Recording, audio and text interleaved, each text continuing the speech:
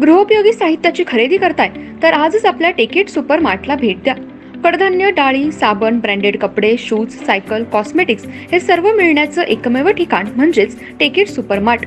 5,000चे भरपूर डिस्काउंट. कमीत कमी 4,999च्या खरेदीवर 5 किलोमीटर पर्यंत मोफत घरपोच सेवा. पत्ता पंचवटी चित्रमंदिर जवळ, 332 रोड. संपर्क 92 97 97 50 00.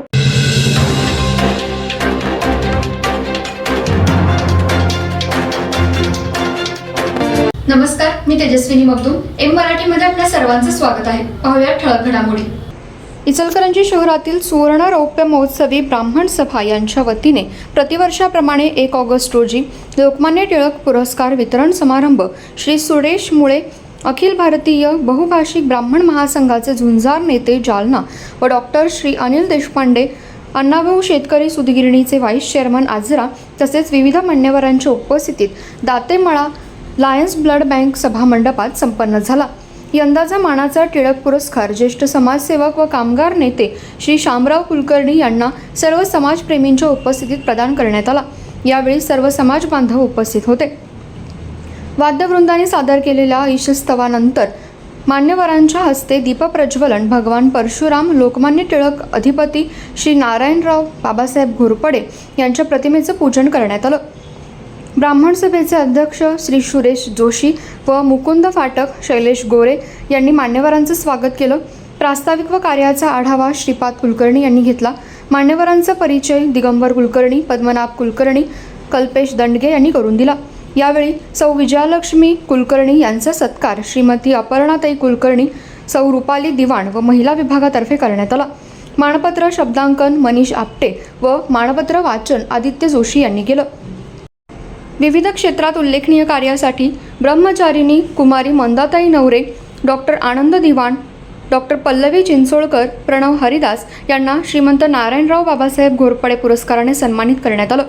वेदसम्राट के सखाराम महेश्वर पाध्ये गुरुजी यांचे स्मरणार्थ वेदो नारायण पुरस्कार घनाते वेदमूर्ती श्री रामचंद्र भारकर मुंडले यांना प्रदान करण्यात आला. ब्राह्मण समाजातील विविध क्षेत्रात नैपुण्य प्राप्त गुणवंत विद्यार्थी व व्यक्तींचा मान्यवरांच्या हस्ते सत्कार करण्यात आला. समाजभान राखा व उचित कामातून जीवन सार्थकी लावा.